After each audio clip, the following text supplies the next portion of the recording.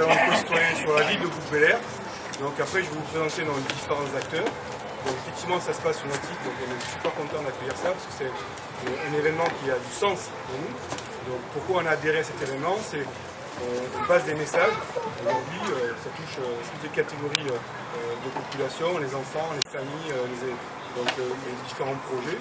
Donc pour nous, c'est super intéressant et c'est porteur de sens. C'est pour ça qu'on a décidé de venir s'emboîter le pas sur ce projet-là.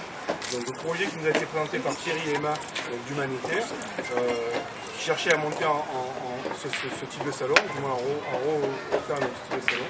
On a fait la première édition l'année dernière. Cette deuxième édition, elle prend beaucoup plus de volume, avec différents acteurs qui se sont venus se grouper. Je vais laisser Thierry et Emma donc présenter les différents acteurs. Donc je passe la main à Thierry et Emma pour vous présenter donc, toute l'assemblée et le lancement de cette activité.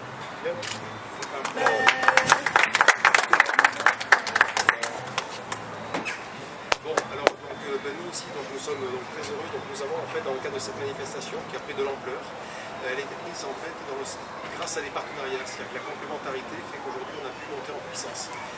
Donc nous avons eu un très fort soutien de la mairie de Bouc-Bel-Air. Soutien qui n'est pas l'histoire de mettre juste un logo, ça a été vraiment des moyens techniques, des moyens humains, des moyens de communication par rapport à ça. Donc merci monsieur le maire. Merci Dominique Francon, avec qui on a énormément travaillé aussi au niveau du développement durable, où ça a été un travail de toutes les semaines pendant pas mal de mois. Donc voilà. Donc déjà au niveau de Bouc-Bel-Air, un grand merci, parce que tel qu'est ce salon aujourd'hui, c'est aussi grâce à toutes les forces vives de la mairie, des techniciens et des élus. Voilà, ça c'est un premier point. Nous remercions aussi la communauté du Pays d'Aix, en fait, qui nous a fait confiance, donc les 34 communes, représentées par Madame Joissin, sa présidente, qui nous ont accompagnés aussi dans le cadre de cet événement-là, et qui vont, pour l'année prochaine, donner encore plus de matière à ce qu'on puisse développer ce projet d'ouverture à l'écologie, l'humanisme et la simplification en général. Voilà. Et bien entendu, donc, avec l'Occitane, tout va ensemble, le site, le lieu. L'année dernière était un premier. Les équipes techniques représentées donc, en fait, par Sandrine et par Julie et bien entendu par son directeur Thierry. Mais au niveau des équipes et Jean-Philippe, qui est prêt, Monsieur Sécurité, voilà. Donc un grand merci avec l'équipe de l'Occitane qui fait que les choses se passent bien, qui nous apportent toute leur expertise parce qu'ils sont vraiment habitués à ce genre de manifestation-là.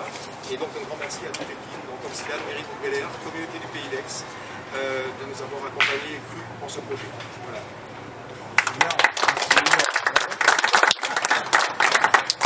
Écoutez, moi aussi, je vais commencer par des remerciements, parce que d'abord Humanitaire, puisque cette manifestation, qu'on a démarré l'année dernière. Hein. Oui. Voilà. Et on ne pensait pas que ça prenne une telle ampleur. Alors, c'est pour ça que cette année, on a associé la CPA, qui a même voulu s'associer à nous, et pour nous soutenir. Et je pense que l'année prochaine, on fera un partenariat peut-être beaucoup plus structuré, organisé, financé aussi par la CPA. J'en ai parlé avec Maryse avant-hier. Elle m'a dit non, tu me présentes, mais tu me tiens au courant. Voilà.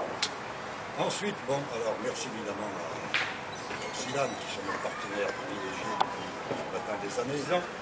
Des années, voilà. Avec qui on travaille pratiquement au quotidien. Et puis, merci à toute l'équipe aussi de la merci à Karim, parce que Karim, vous savez qu'en 2008, quand on a créé dans notre politique, on a dit voilà, on ne sait rien pour le développement durable. Donc il y avait un adjoint qu'il fallait désigner pour ça a été Karim Medawa, et qui au fil des mois, disons en quelques temps, a fait que nous avons obtenu l'agenda 21, retenu le national, on est la première du monde. Et cette manifestation s'inscrit tout à fait dans le cadre de cet agenda.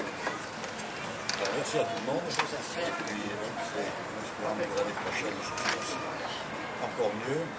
Et c'est pour aujourd'hui.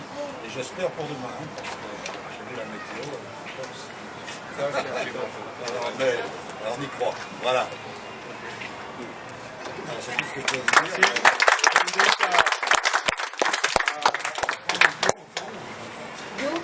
Bio, j'ai oublié. Est-ce que je peux Ah ouais. Alors, très rapidement, j'aimerais quand même vous présenter quelqu'un qui travaille plus qu'avec nous, c'est Laurent en fait. Ah oui, je vais vous présenter Laurent. Alors Laurent Espinosa en fait est le créateur du journal humanitaire. Donc, il a créé ce journal en 2003.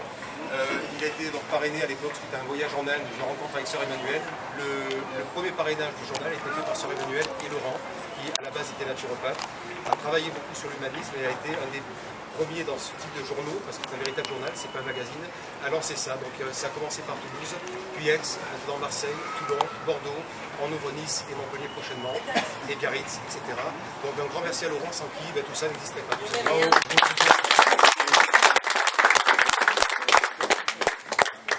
Merci. Approchez-vous.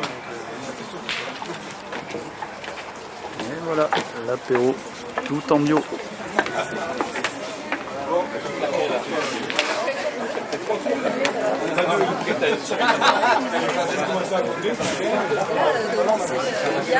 À très bientôt, ciao ciao.